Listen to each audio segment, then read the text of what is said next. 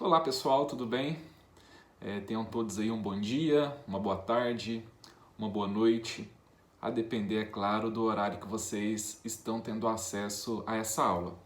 Bom, essa aula hoje é uma aula muito simples, né? Nós iremos responder aqui algumas questões referentes ao direito de vizinhança, especialmente na parte de direito de construção, e iremos também responder algumas questões a respeito do direito de condomínio. Bom, vocês já sabem, né? Nós tivemos que interromper o nosso semestre com um pouco de antecedência e a nossa última aula seria então tratar dessas duas atividades como forma de estudar, né, o conteúdo restante aí para então finalizarmos o semestre. Passei duas atividades para vocês aí, vocês possuem como atividade 13 e atividade 14, certo? E vou falar um pouco para vocês aqui a respeito do direito de vizinhança e a respeito também do direito de condomínio, para aí então irmos para a correção das atividades, tá bom, pessoal? Então, primeiro com relação ao direito de vizinhança, fizemos algumas introduções, né, em aulas, em outras oportunidades, em aulas online. Falei para vocês que o direito de vizinhança ele visa regulamentar o bom convívio entre os proprietários contíguos, né, proprietários vizinhos, para que exista então uma harmonia ali na utilização da propriedade. E daí é importante lembrar que o direito de vizinhança, apesar de tratar o tempo todo de propriedade, ele existe tanto para pessoas que são, né, proprietários, que têm um vínculo jurídico de propriedade, quanto para aquelas pessoas que seriam apenas possuidoras, tá bom? Então é isso. O direito de vizinhança, então, ele visa regulamentar o bom convívio, ali, o convívio harmônico entre todos aqueles que exercem, né, poderes inerentes a uma propriedade, podendo ser propriedade imóvel em perímetro urbano ou propriedade imóvel em perímetro rural, ok? Falamos de direito de construir, direito de passagens e tubulações, direito das águas, né? Direitos das árvores limítrofes, e ficou faltando então a questão do direito de construção. Então, a partir desse direito de construção que surge aí a necessidade então de elaboração dessa atividade da aula 13, tá?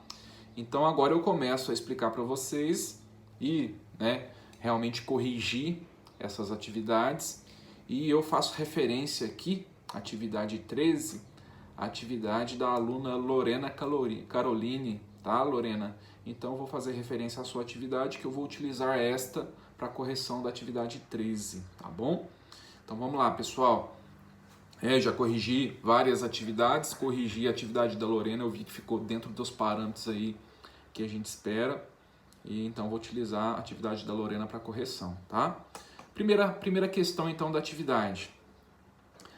Primeira questão pergunta o seguinte: é permitido abrir janelas ou fazer eirado, terraço ou varanda ao lado de terreno vizinho? Em caso positivo, quais limites deverão ser obedecidos, tá? Então, é nítido aqui, né, que a questão trata da possibilidade de construção. E daí eu pergunto aqui se há a possibilidade de abrir janelas, fazer airado, terraço ou varanda ao lado do terreno vizinho. Então a resposta é afirmativa, né? A resposta é que sim, com a finalidade de se proteger o direito à privacidade, dispõe o caput lá do artigo 1301, né? Que é permitido abrir janelas ou fazer eirado, terraço ou varanda, desde que seja a uma distância igual ou superior a 1,5 m do terreno vizinho. Esse limite é aplicado aos imóveis urbanos, tá?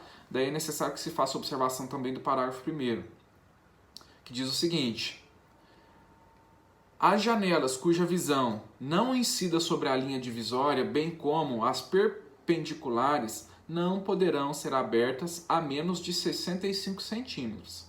O desrespeito a tal comando, né, segundo aqui a informação da própria Lorena, pode motivar a uma ação demolitória. O que seria a ação demolitória, né? É a ação, né, que está possível para aquele vizinho que se sentir prejudicado, lembrando que sempre que aquela regra dos 3 S's faltarem, né, segurança, sossego e saúde, poderá aí o vizinho prejudicado praticar as ações que lhe visem segurança a esses direitos. E referente a esse caso, seria então a ação demolitória. Tá bom, pessoal? Questão de número 2, então. Na zona rural, qual é o limite estabelecido pelo Código Civil para que haja as construções ou edificações? Então, na segunda questão, eu trato também de direito de construção e eu pergunto qual é o limite que deve ser obedecido para que haja, então, a construção nesse perímetro rural, tá? E daí tá lá, né, no artigo 1303, no caso da zona rural, não será permitido levantar edificações a menos de 3 metros do terreno vizinho, tá bom? Então, em se tratando aí de zona rural, nós já sabemos então que o período ou o espaço mínimo de distância entre uma propriedade e outra deve ser de 3 metros, tá bom? Então, questão de número 2 respondida também. Questão 3, gente. Qual é a obrigação do proprietário que construir sem observar as regras sobre construções estipuladas pelo direito de vizinhança? Fundamente a sua resposta. Daí, está lá nos termos do artigo 1312 do Código Civil, né? Todo aquele que violar as proibições que estão estabelecidas na seção Direito de Construir, entre os artigos 1299 e 1313, é obrigado a demolir, tá, as construções feitas, respondendo por perdas e danos. Admite a jurisprudência a reparação por danos emergentes, lucros cessantes, danos morais e danos estéticos, tá? Então, segundo a questão 3, aí está muito claro no artigo 1312 que qualquer tipo de proibição estabelecida, né, nessa seção aí do direito de construir, ela gera então um dever de conduta, que a construção deve ocorrer exatamente naqueles moldes. Caso não ocorra, caso não seja construído nos moldes previstos lá pelo Código Civil, há então a possibilidade da ação demolitória, tá? Última questão, são apenas 4 questões, né, por atividade. A questão de número 4, ela diz aí, né, na verdade ela indaga, se o proprietário ou ocupante do imóvel é obrigado a tolerar que o vizinho entre no seu prédio. Então essa questão 4, gente, é uma questão muito importante, tá? Porque ela trata inclusive da questão, né, do asilo inviolável, né, que são as residências, que são as casas, é protegido pela Constituição Federal, e o Código Civil trata também aí no direito de vizinhança de uma exceção a essa possibilidade, então, de adentrar a propriedade alheia.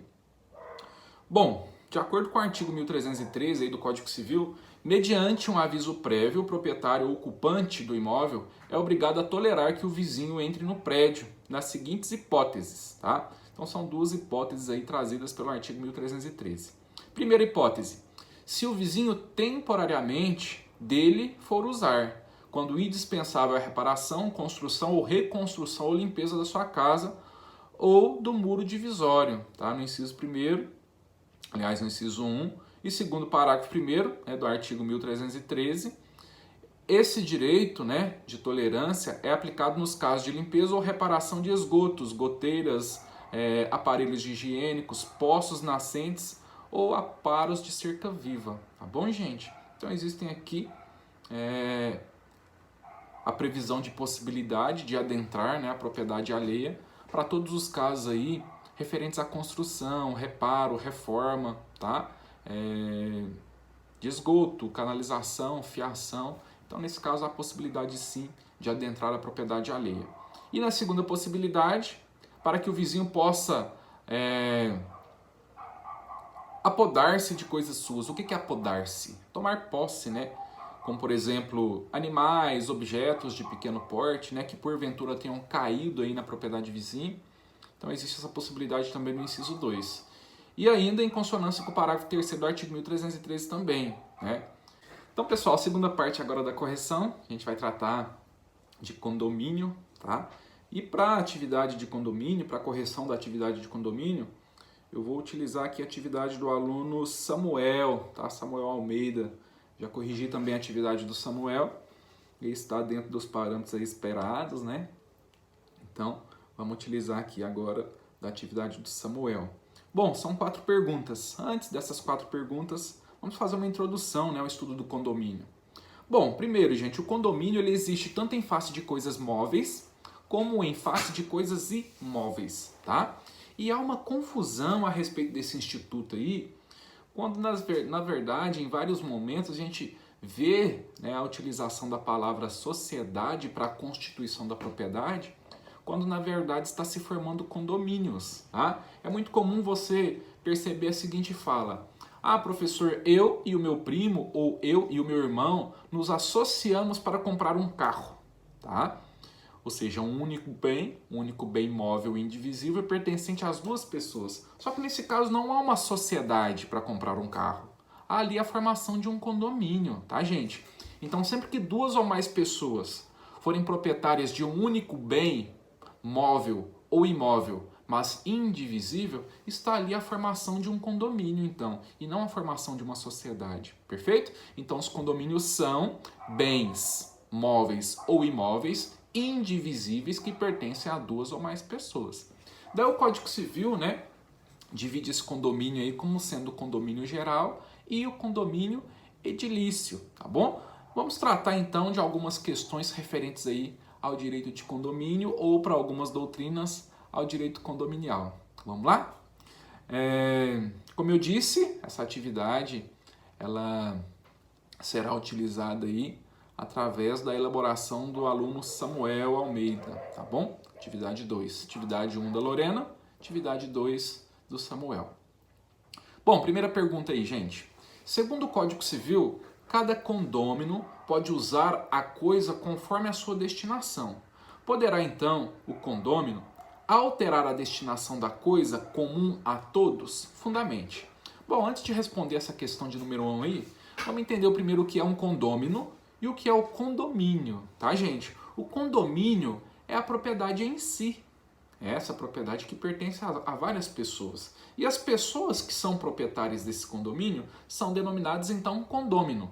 Então, vocês podem ver aí as palavras condomínio, que é a coisa em si, e condôminos, que são as pessoas que têm a propriedade no condomínio, tá? Respondendo, conforme disciplina lá o parágrafo único do artigo 1314, nenhum dos condôminos pode alterar a destinação da coisa comum, assim como não podem dar posse, uso ou gozo dela a estranhos, sem o consentimento dos demais condôminos, tá bom? Então aqui, em se tratando de coisa comum, não poderá um dos condôminos alterar a destinação principal dela, sem anuência dos demais. Ah, professor, se estiver então a anuência, tudo ok? Se tiver anuência, tudo ok, tá bom? Lembrando que aqui, gente, existe uma determinação geral do Código Civil, que é que a posse não pode ser atribuída a outras pessoas. Lembrando que todas essas definições gerais do Código Civil, elas podem ser modificadas por decisões da Assembleia Geral, que é o órgão máximo do condomínio. Então, o Código Civil diz que a posse, né, da coisa dentro de um condomínio, ou a posse do condomínio, não pode ser dada a outra pessoa. Mas se a Assembleia Geral determina de maneira contrária a isso, daí o que vale é a Assembleia Geral, tá? Por exemplo, quando eu, Paulinei, proprietário de uma fração ideal de um condomínio, alugo a minha propriedade para outra pessoa, eu estou concedendo a posse a outrem. Segundo o Código Civil, isso não pode. Mas segundo a Assembleia Geral do Condomínio, isso existe de maneira perfeita, tá bom? Segunda questão. Pode haver em edificações, né, em condomínios, aquelas partes que são propriedades exclusivas e partes que são propriedades comuns dos condôminos, ou seja, condomínio pró-diviso e condomínio pró-indiviso. Explica essa diferença. Então, vamos lá para a resposta do Samuel. Compreende-se propriedades pró-diviso as partes suscetíveis de utilização independente, tais como apartamentos, escritórios, salas, lojas, sobrelojas, como as respectivas frações ideais do solo e nas outras partes comuns. Sujeitam-se à propriedade exclusiva, podendo ser alienadas e gravadas livremente por seus proprietários, exceto os abrigos para veículos, né, que não poderão ser alienados ou alugados para pessoas estranhas ao condomínio, salvo autorização expressa na convenção de condomínio. A pró-indivíduos corresponde ao solo, à estrutura do prédio, ao telhado, à rede geral de distribuição da água, esgoto, gás, eletricidade, a calefação, refrigeração centrais, né? E as demais partes comuns, inclusive acesso ao logradouro público, as quais são utilizadas em comum pelos condôminos, não podendo, portanto, ser alienados, separados ou divididos. Então é muito simples, gente. Condomínio dividido em pró-diviso e pró-indiviso é simples. Primeiro, o condomínio é uma coisa única pertencente a várias pessoas, tá? Só que dentro dessa coisa única, como por exemplo o prédio, existem frações ideais que pertencem a apenas uma pessoa e existem frações ideais que pertencem a todos. O que pertencer só a um é pró-diviso. O que pertencer a todos é pró-indiviso, tá? Por exemplo, o elevador, a área comum do prédio, como por exemplo piscina, a área de lazer, tá? Portaria, tudo isso é área comum. Se é área comum que pertence a todos, pró-indiviso. Agora o meu apartamento, a minha vaga de garagem, se é só meu, é pró-diviso, tá? Então fração ideal que pertence a todos, pró-indiviso. Fração ideal que pertence a um proprietário exclusivo, pró-diviso, tá? É essa a divisão então do condomínio em pró-diviso e pró-indiviso. Perfeito? Vamos então para a terceira questão. Terceira questão fala o seguinte: no que concerne à administração do condomínio, a Assembleia Geral escolherá um síndico que poderá não ser condômino, ou seja, pode ser, né, um condômino ou pode ser pessoa alheia ao condomínio, né? Existem várias pessoas jurídicas aí, empresas que têm a sua atividade principal a administração de condomínios. Então essas empresas são, né, elas são contratadas com a finalidade dessa administração, ou seja, são pessoas externas. Por prazo não superior a 2 anos, no qual poderá renovar-se. Nesse caso, né, quais são as competências do síndico? Tá? O que um síndico, então, ele deve e pode fazer? Então, olha só, são, então, competências do síndico. Primeira, convocar a Assembleia Geral dos Condomínios, dos condôminos, representar ativa e passivamente o condomínio, né, praticando em juízo ou fora dele atos necessários à defesa dos interesses comuns, dar imediato conhecimento à Assembleia Geral existente e procedimento judicial administrativo por interesse do condomínio, cumprir e fazer cumprir a convenção, o regimento interno e as determinações da Assembleia, tá? Diligenciar-se, né, a conservação e guarda das partes comuns e zelar pela prestação do serviço que interessa aos possuidores, elaborar o orçamento da receita e da despesa relativa a cada ano, tá? Cobrar os condôminos as suas contribuições, bem como impor e cobrar as multas devidas. Prestar contas à Assembleia Geral, anualmente, sempre que exigidas, e realizar o seguro da edificação, tá? Então essas são. Então, partindo aí para a última questão, vamos tratar aqui, né, da possibilidade de extinção do condomínio, na quarta questão. A quarta questão pergunta o seguinte: se a edificação de um condomínio for total ou consideravelmente destruída ou ameace a ruína, os condôminos deliberarão em Assembleia Geral sobre a destinação. Assim, explique os casos de reconstrução ou venda do condomínio. Teve a resposta do Samuel, né? Seleciona o artigo 1357, parágrafos 1º e 2º, que, deliberada a reconstrução, poderá o condômino eximir-se do pagamento das despesas respectivas, alienando os seus direitos a outros condôminos, mediante avaliação judicial. Realizada a venda em que se preferirá em condições iguais de oferta o condômino ao estranho, será repartido ou apurado entre os condôminos, proporcionalmente ao valor das suas unidades imobiliárias. Tá, gente? Então, resposta da questão 4, aí no artigo 1357, parágrafos 1º e 2º. Lembrando que, tá? Uma disposição também do Código Civil que não quer dizer que se aplica nos condomínios que tiverem regulamentação especial em virtude dos seus regramentos, né? Através da sua Assembleia Geral, eles podem criar novos dispositivos. Que, né, sempre que for feita a venda, a alienação, o condômino, aquele que já faz parte da relação condominial, ele sempre terá direito de preferência na aquisição, tá? com igualdade de direitos com relação a um terceiro, tá? Então não poderá ser privilegiado um terceiro na venda de uma fração ideal de um condomínio. Tá bom, gente? Então é isso. Respondemos a todas as questões da atividade 2 e 3, né? Que são da aula 13 e 14. E espero que vocês tenham feito essas atividades já, né? E posteriormente enviado para mim. A gente está caminhando aí para o fim do semestre. Espero que todos tenham saúde, principalmente, né? Nesse momento difícil. Que tenha paz, que estejam bem. Estou com muita saudade de todos vocês. Infelizmente a gente está passando aí por momentos adversos e difíceis, né, nesse final de semestre. E quero pedir perdão para vocês se em algum momento eu tomei alguma decisão que afetava o direito de vocês, tá? Se o cronograma e o plano de ensino também não foi cumprido da maneira esperada, eu peço que vocês me desculpem por isso, mas eu sempre tenho a preocupação de fazer o melhor primeiro para vocês e depois pensando em segundo momento em mim e em outras situações adversas, tá? Então a minha intenção foi sempre agir da forma com que vocês se prejudicassem o mínimo possível, tá bom? Então fica aqui um grande abraço, que vocês tenham um semestre encerrado com graça, com paz, sobretudo com saúde, que a gente possa se encontrar aí e desejo para vocês muitas felicidades, paz e que Deus nos abençoe. Aquele abraço, pessoal!